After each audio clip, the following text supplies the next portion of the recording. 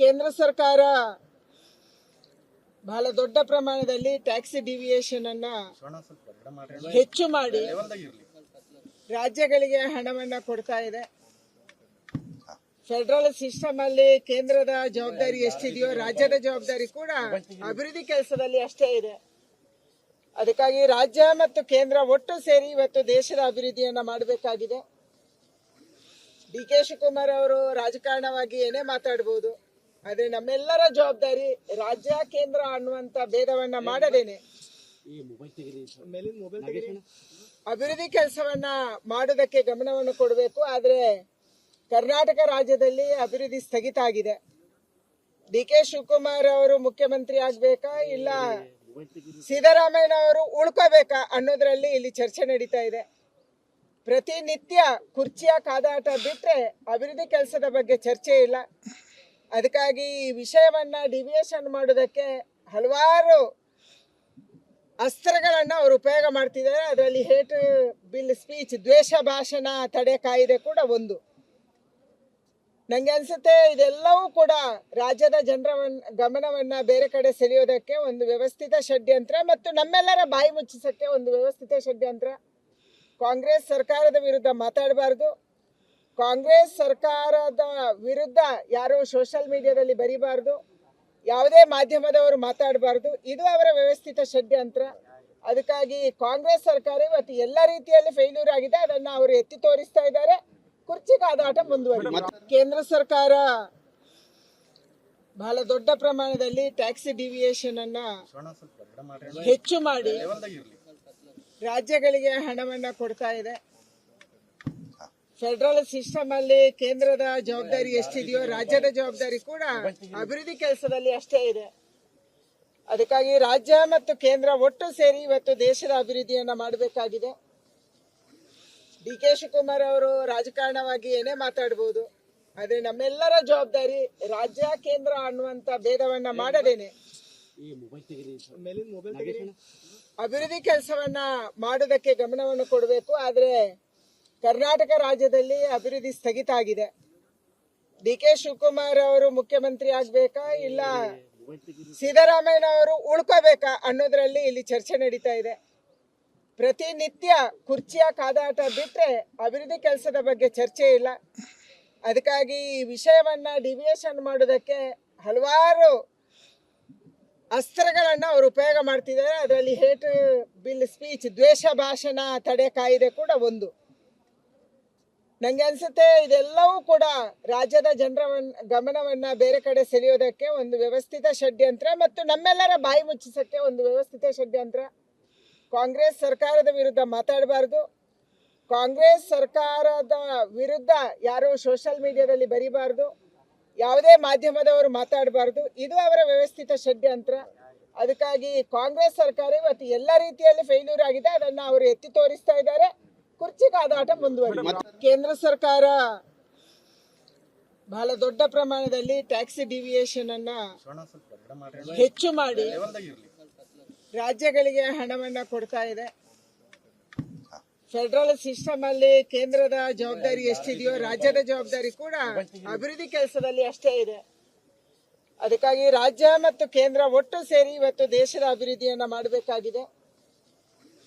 ಡಿ.ಕೆ. ಶಿವಕುಮಾರ್ ಅವರು ರಾಜಕಾರಣವಾಗಿ ಏನೇ ಮಾತಾಡಬಹುದು, ಆದ್ರೆ ನಮ್ಮೆಲ್ಲರ ಜವಾಬ್ದಾರಿ ರಾಜ್ಯ ಕೇಂದ್ರ ಅನ್ನುವಂತ ಭೇದವನ್ನ ಮಾಡದೇನೆ ಅಭಿವೃದ್ಧಿ ಕೆಲಸವನ್ನ ಮಾಡೋದಕ್ಕೆ ಗಮನವನ್ನು ಕೊಡಬೇಕು. ಆದ್ರೆ ಕರ್ನಾಟಕ ರಾಜ್ಯದಲ್ಲಿ ಅಭಿವೃದ್ಧಿ ಸ್ಥಗಿತ ಆಗಿದೆ. ಡಿ.ಕೆ. ಶಿವಕುಮಾರ್ ಅವರು ಮುಖ್ಯಮಂತ್ರಿ ಆಗ್ಬೇಕಾ ಇಲ್ಲ ಸಿದ್ದರಾಮಯ್ಯ ಅವರು ಉಳ್ಕೋಬೇಕಾ ಅನ್ನೋದ್ರಲ್ಲಿ ಇಲ್ಲಿ ಚರ್ಚೆ ನಡೀತಾ ಇದೆ. ಪ್ರತಿನಿತ್ಯ ಕುರ್ಚಿಯ ಕಾದಾಟ ಬಿಟ್ರೆ ಅಭಿವೃದ್ಧಿ ಕೆಲಸದ ಬಗ್ಗೆ ಚರ್ಚೆ ಇಲ್ಲ.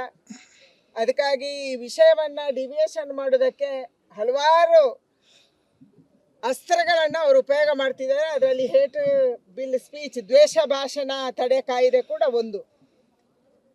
ನಂಗೆ ಅನ್ಸುತ್ತೆ ಇದೆಲ್ಲವೂ ಕೂಡ ರಾಜ್ಯದ ಜನರ ಗಮನವನ್ನ ಬೇರೆ ಕಡೆ ಸೆಳೆಯೋದಕ್ಕೆ ಒಂದು ವ್ಯವಸ್ಥಿತ ಷಡ್ಯಂತ್ರ ಮತ್ತು ನಮ್ಮೆಲ್ಲರ ಬಾಯಿ ಮುಚ್ಚಿಸಕ್ಕೆ ಒಂದು ವ್ಯವಸ್ಥಿತ ಷಡ್ಯಂತ್ರ. ಕಾಂಗ್ರೆಸ್ ಸರ್ಕಾರದ ವಿರುದ್ಧ ಮಾತಾಡಬಾರ್ದು.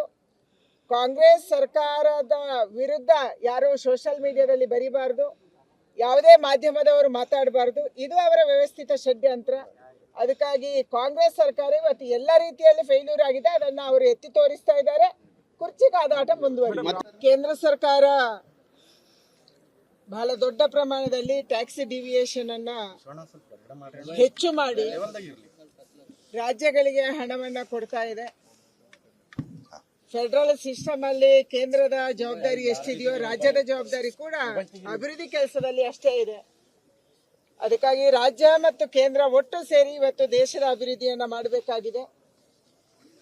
ಡಿ ಕೆ ಶಿವಕುಮಾರ್ ಅವರು ರಾಜಕಾರಣವಾಗಿ ಏನೇ ಮಾತಾಡಬಹುದು, ಆದ್ರೆ ನಮ್ಮೆಲ್ಲರ ಜವಾಬ್ದಾರಿ ರಾಜ್ಯ ಕೇಂದ್ರ ಅನ್ನುವಂತ ಭೇದವನ್ನ ಮಾಡದೇನೆ ಅಭಿವೃದ್ಧಿ ಕೆಲಸವನ್ನ ಮಾಡೋದಕ್ಕೆ ಗಮನವನ್ನು ಕೊಡಬೇಕು. ಆದ್ರೆ ಕರ್ನಾಟಕ ರಾಜ್ಯದಲ್ಲಿ ಅಭಿವೃದ್ಧಿ ಸ್ಥಗಿತ ಆಗಿದೆ.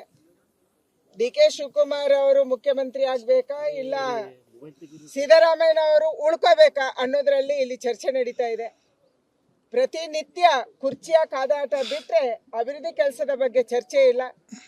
ಅದಕ್ಕಾಗಿ ಈ ವಿಷಯವನ್ನ ಡಿವಿಯೇಷನ್ ಮಾಡೋದಕ್ಕೆ ಹಲವಾರು ಅಸ್ತ್ರಗಳನ್ನ ಅವರು ಉಪಯೋಗ ಮಾಡ್ತಿದ್ದಾರೆ. ಅದರಲ್ಲಿ ಹೇಟ್ ಬಿಲ್ ಸ್ಪೀಚ್, ದ್ವೇಷ ಭಾಷಣ ತಡೆ ಕಾಯ್ದೆ ಕೂಡ ಒಂದು.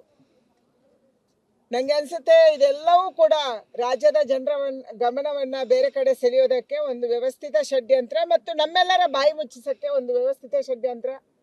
ಕಾಂಗ್ರೆಸ್ ಸರ್ಕಾರದ ವಿರುದ್ಧ ಮಾತಾಡಬಾರ್ದು. ಕಾಂಗ್ರೆಸ್ ಸರ್ಕಾರದ ವಿರುದ್ಧ ಯಾರು ಸೋಷಿಯಲ್ ಮೀಡಿಯಾದಲ್ಲಿ ಬರೀಬಾರ್ದು. ಯಾವುದೇ ಮಾಧ್ಯಮದವರು ಮಾತಾಡಬಾರ್ದು. ಇದು ಅವರ ವ್ಯವಸ್ಥಿತ ಷಡ್ಯಂತ್ರ. ಅದಕ್ಕಾಗಿ ಕಾಂಗ್ರೆಸ್ ಸರ್ಕಾರ ಇವತ್ತು ಎಲ್ಲ ರೀತಿಯಲ್ಲಿ ಫೇಲ್ಯೂರ್ ಆಗಿದೆ. ಅದನ್ನ ಅವರು ಎತ್ತಿ ತೋರಿಸ್ತಾ ಇದ್ದಾರೆ. ಕುರ್ಚಿ ಕಾದಾಟ ಮುಂದುವರಿದೆ. ಕೇಂದ್ರ ಸರ್ಕಾರ ಬಹಳ ದೊಡ್ಡ ಪ್ರಮಾಣದಲ್ಲಿ ಟ್ಯಾಕ್ಸ್ ಡಿವಿಯೇಷನ್ ಅನ್ನ ಹೆಚ್ಚು ಮಾಡಿ ರಾಜ್ಯಗಳಿಗೆ ಹಣವನ್ನ ಕೊಡ್ತಾ ಇದೆ. ಫೆಡರಲ್ ಸಿಸ್ಟಮ್ ಅಲ್ಲಿ ಕೇಂದ್ರದ ಜವಾಬ್ದಾರಿ ಎಷ್ಟಿದೆಯೋ ರಾಜ್ಯದ ಜವಾಬ್ದಾರಿ ಕೂಡ ಅಭಿವೃದ್ಧಿ ಕೆಲಸದಲ್ಲಿ ಅಷ್ಟೇ ಇದೆ. ಅದಕ್ಕಾಗಿ ರಾಜ್ಯ ಮತ್ತು ಕೇಂದ್ರ ಒಟ್ಟು ಸೇರಿ ಇವತ್ತು ದೇಶದ ಅಭಿವೃದ್ಧಿಯನ್ನ ಮಾಡಬೇಕಾಗಿದೆ. ಡಿ ಕೆ ಶಿವಕುಮಾರ್ ಅವರು ರಾಜಕಾರಣವಾಗಿ ಏನೇ ಮಾತಾಡಬಹುದು, ಆದ್ರೆ ನಮ್ಮೆಲ್ಲರ ಜವಾಬ್ದಾರಿ ರಾಜ್ಯ ಕೇಂದ್ರ ಅನ್ನುವಂತ ಭೇದವನ್ನ ಮಾಡದೇನೆ ಅಭಿವೃದ್ಧಿ ಕೆಲಸವನ್ನ ಮಾಡೋದಕ್ಕೆ ಗಮನವನ್ನು ಕೊಡಬೇಕು. ಆದ್ರೆ ಕರ್ನಾಟಕ ರಾಜ್ಯದಲ್ಲಿ ಅಭಿವೃದ್ಧಿ ಸ್ಥಗಿತ ಆಗಿದೆ. ಡಿ ಕೆ ಶಿವಕುಮಾರ್ ಅವರು ಮುಖ್ಯಮಂತ್ರಿ ಆಗ್ಬೇಕಾ ಇಲ್ಲ ಸಿದ್ದರಾಮಯ್ಯ ಅವರು ಉಳ್ಕೋಬೇಕಾ ಅನ್ನೋದ್ರಲ್ಲಿ ಇಲ್ಲಿ ಚರ್ಚೆ ನಡೀತಾ ಇದೆ. ಪ್ರತಿನಿತ್ಯ ಕುರ್ಚಿಯ ಕಾದಾಟ ಬಿಟ್ರೆ ಅಭಿವೃದ್ಧಿ ಕೆಲಸದ ಬಗ್ಗೆ ಚರ್ಚೆ ಇಲ್ಲ. ಅದಕ್ಕಾಗಿ ಈ ವಿಷಯವನ್ನ ಡಿವಿಯೇಷನ್ ಮಾಡೋದಕ್ಕೆ ಹಲವಾರು ಅಸ್ತ್ರಗಳನ್ನ ಅವರು ಉಪಯೋಗ ಮಾಡ್ತಿದ್ದಾರೆ. ಅದರಲ್ಲಿ ಹೇಟ್ ಬಿಲ್ ಸ್ಪೀಚ್, ದ್ವೇಷ ಭಾಷಣ ತಡೆ ಕಾಯ್ದೆ ಕೂಡ ಒಂದು.